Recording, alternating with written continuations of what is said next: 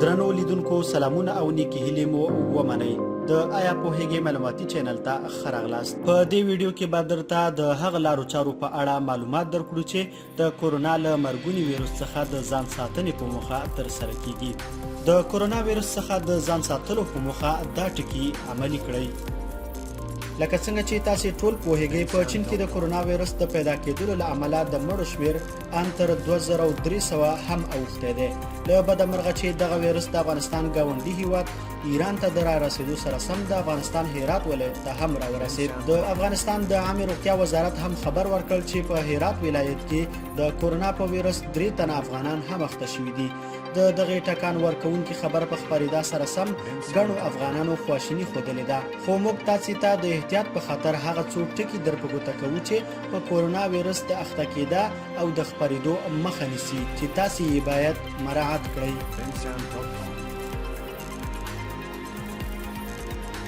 که چیرې غواړئ د کرونا په وژونکي ناروغۍ باندې اخته نشئ، نو تاسې هره ورځ په اوبو او صابون باندې خپل لاسونه بیا پرېمنځئ. دغه راز د ټوخي او پرنجي پر مهال پزه په ماسک، دسمال، څادر او یا هم په لاس سره وپوښئ.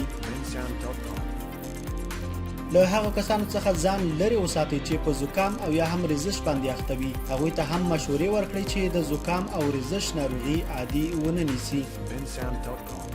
که چیرې تاسې په تبې، ټوخي، سالنډي او یا هم زکام باندې اخته یاست، لومړی ډاکټر ته ولاړ شئ. له روغتون نه بیرته د تګ په مهال د کورنیو غړو څخه بیل په یوې خونه کې تر هغې واوسئ څو پورې چې جوړ شوي نه یاست. تاسې نور د هګیو او غوښې خوړلو څخه لاس واخلئ. که چیرې له کرونا ویروس بچ کېدل غواړئ، نو دغې دواړو خوړو پر ځای تازه ترکاري وخورئ څو مو روغتیا ته ګټه ورسوي او بدن مو قوي کړي.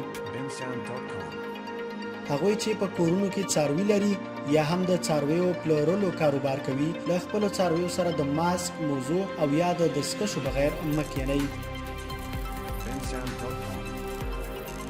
که چیرې سفر په مهال یاست، ضرور مو د ناروغۍ نښې نښانې د الوتکې مسؤلینو ته ووایئ، یا هم که په کومه سیمه کې یاستئ ناروغي مو مه پټوئ، نیغ په نیغه روغتون ته ولاړ شئ.